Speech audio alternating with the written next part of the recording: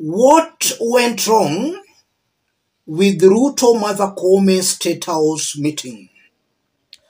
And I'm asking that question because listening to Rigathi Gachagua and a group of other Kenya Kwanza leaders speaking today, it appears they have renewed their onslaught on the judiciary. And they are now even threatening to cut budgetary allocation for the judiciary. What went wrong?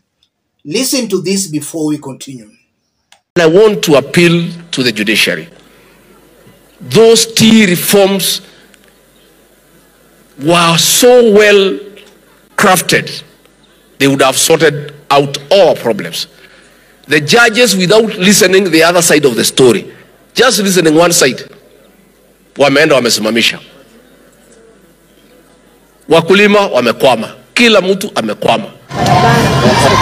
Kenya Kwanza lawmakers in Gachagua's company amplified the executive's onslaught on the judiciary, accusing the third arm of government of stopping major government projects. Naona afadhali hii mambo ya mazungumzo uache. Wewe peleka tu ile kesi ulikuwa umesema, ambaye huyo judge ambaye anasumbua, ili ukweli ijulikane na mambo yote iweze kusimamia. Serikali ikija na mipango, sio vizuri judge kusimamisha.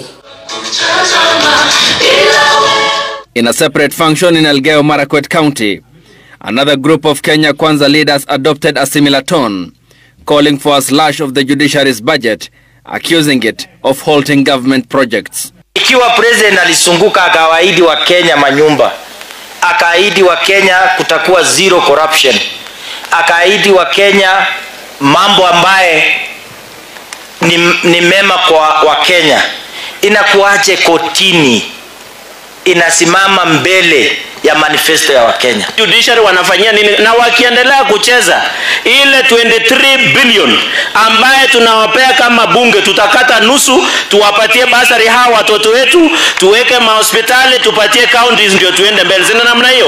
Their remarks coming against the backdrop of recent meeting between the leadership of the executive and the judiciary, which was critiqued, and the issuance of fresh court orders against the government by courts, which sparked more friction. Yes. What went wrong, ladies and gentlemen? I want to explain some possible reasons as to why Rigathi and that team are renewing their onslaught on the judiciary. And you'll just understand clearly what went wrong or where the problem is.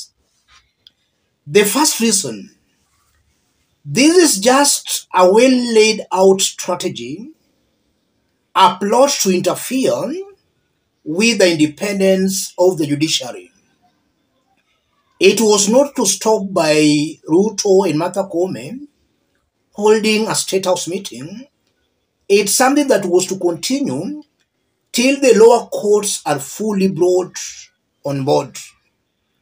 We know, and from the look of things, Ruto has succeeded in pocketing the Supreme Court. The lower courts are still proving very hard to bring on board. So the threats and the intimidations must continue till the lower courts will all be brought on board. So the attacks were not to stop that Ruto met Martha Koome. And then secondly, a few days back, Raila Odinga dropped a dossier where Raila exposed that during the State House meeting, Ruto and Martha Koome planned to bring some judges on board, to appoint some new judges, in that William Ruto will directly appoint 5 High Court judges and 2 Court of Appeal judges, being Chebukati and former IEBC chair Isaac Hassan. So these 7 judges, their names were to be proposed by William Ruto to the Judicial Service Commission. Upon Raila dropping that bombshell, it's expected and highly possible that Martha Koome might now be slow in embracing the executive. She's trying to play safe. As she plays safe, we are seeing those outbursts from the executive. So we can also say the Raila Odinga's dossier might have influenced or opened the judiciary's eyes, and that's what the executive hates. So more pressure has to be piled. Something that has also informed those outbursts, there are some expected rulings. Upon the Court of Appeal declaring the housing levy unconstitutional, the government appealed to the Supreme Court. Upon the High Court also declaring the sending of Kenya police to Haiti unconstitutional, the government also appealed to the Court of Appeal. Rulings are expected. I'm seeing these latest outbursts as just strategies to intimidate the judges to rule in favor of the government. So the renewed attacks are just meant to influence the judges to make favorable rulings to the government. I'm also seeing a wider political scheme for 2027. As things are, Ruto knows he has already lost the ground. And to regain that lost ground is very, very difficult. Ruto has persecuted Kenyans to a point he is hated all over. Even areas that voted for him in 2022 don't want to hear anything to do with William Ruto.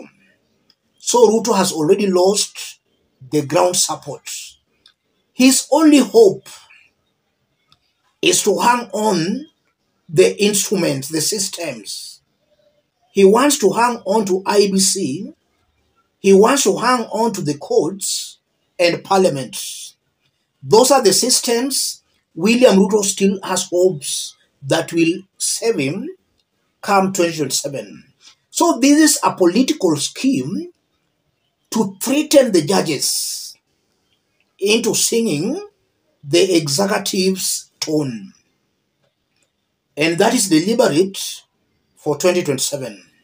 Ruto wants a friendly judiciary, and more specifically, a friendly Supreme Court, a friendly IBC. So these are just a wider scheme of things in preparations for 2027.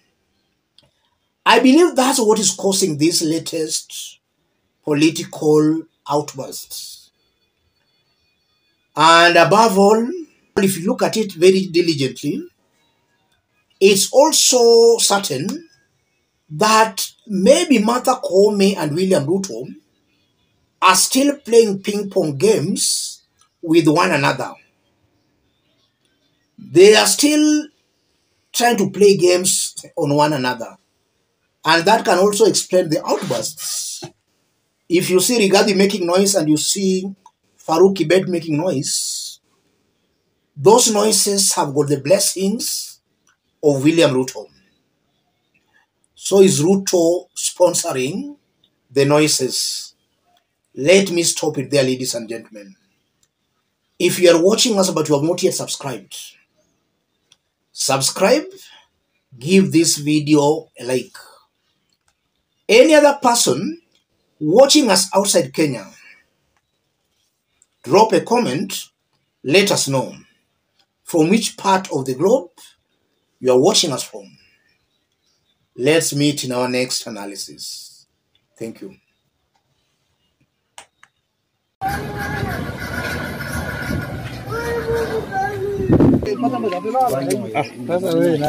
Tunaona machozi kubwa sana juu ya hii watu. Na isitoshe katika area hii ya Kakong hii, hata sisi ambalo bado tuko uwai,